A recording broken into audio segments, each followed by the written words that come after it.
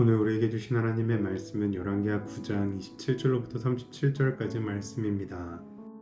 유다의 왕 아하시야가 이를 보고 정원의 정작 길로 도망하니 예후가 그 뒤를 쫓아가며 이르되 그도 병거 가운데서 죽이라 하매 이블 르암 가까운 그루 비탈에서 치니 그가 무기토까지 도망하여 거기서 죽은지라. 그의 신복들이 그를 병거에 싣고 예루살렘에 이르러 다윗 성에서 그들의 조상들과 함께 그의 묘실에 장사하니라. 아합의 아들 요람의 제 11년에 아하시야가 유다 왕이 되었더라. 예후가 이스라엘에 오니 이세벨이 듣고 눈을 그리고 머리를 꾸미고 창에서 바라보다가 예후가 문에 들어오매 이르되 주인을 죽인 너 시므리여 평안하냐 하니 예후가 얼굴을 들어 창을 향하고 이르되 내 편이 될 자가 누구냐 하니 두어 내시가 예후를 내다보는지라. 이르되 그를 내려 던지라 하니 내려 던짐에 그의 피가 담과 말에게 튀더라. 예후가 그의 시체를 밟으니라.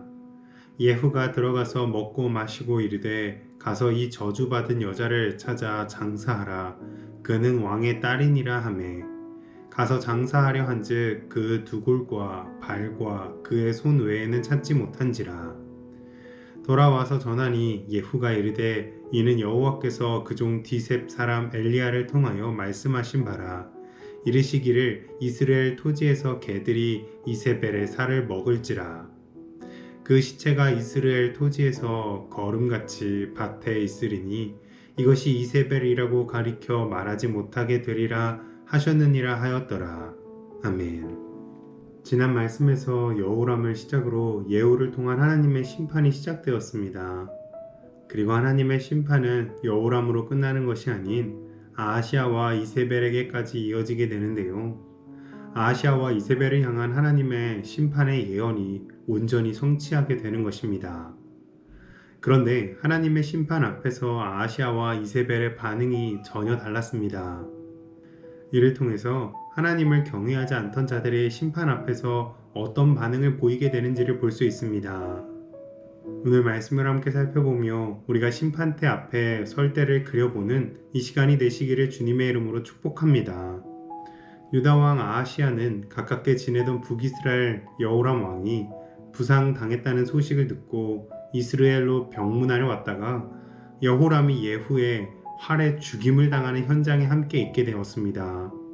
이는 우연의 일치처럼 보이지만 여호람과 함께 아하시야를 심판하기 위한 하나님의 완벽한 섭리였습니다. 여호람이 죽는 것을 목격하고 아하시야는 도망하기 시작했습니다. 그러나 예후는 아하시야를 쫓아 칼로 쳤고 아하시야는 큰 부상을 입어 유다로 도망하는 도중 무기토에서 숨을 거두었습니다.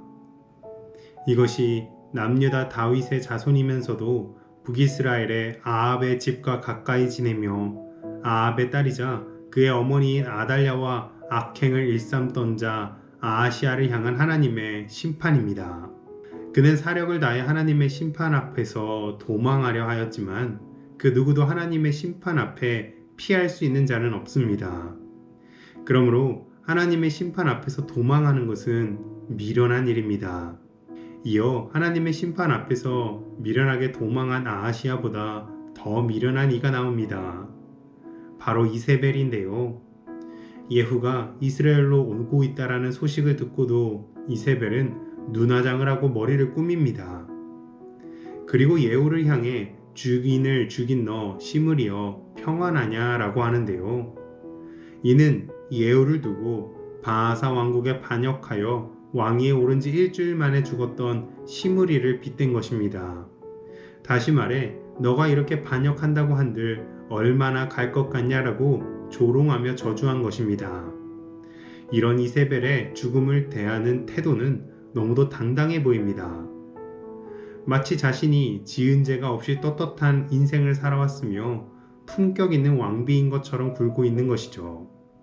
그러나 이렇게 당당하던 이세벨의 태도와는 상관없이 그의 죽음의 최후는 매우 비참했습니다. 예후가 지금이라도 자신의 편에 설 자를 찾자 금세 이세벨을 섬기던 내시들이 즉시 배반하여 이세벨을 창밖으로 내던져 버렸고 예후는 그 이세벨의 시체를 밟았습니다. 그리고 예후가 잔치를 벌였고 시간이 지난 후에 문득 시돈 왕의 딸인 이세벨을 장사 치러주려 하였으나 이미 이세벨의 시신은 들깨들로 인해 심하게 훼손된 상태였습니다. 이는 모두 엘리야를 통해 하나님께서 말씀하셨던 그대로 성취되는 것들이었습니다.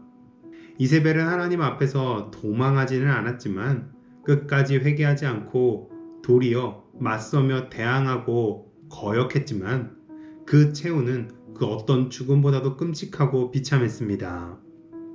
이처럼 누군가는 죽음을 피하기 위해 최선을 다하는 이가 있고 또 누군가는 죽음의 심판을 부정하고 맹렬히 죄악을 쫓으며 사는 이가 있습니다. 그러나 하나님의 심판 앞에서는 도망하는 것도 이를 부인하는 것도 모두 미련한 것입니다. 심판 앞에서 구원을 받을 수 있는 유일한 길은 마지막 때에 의로운 재판장이신 예수님을 주인 삼아 믿고 따르는 길뿐입니다. 그러므로 오늘 우리 모두도 누구도 피할 수 없는 심판대 앞에서 예수님께서 우리에게 면류관을 씌워주실 그날을 소망하며 항상 믿음 안에 거하시기를 주님의 이름으로 축복합니다.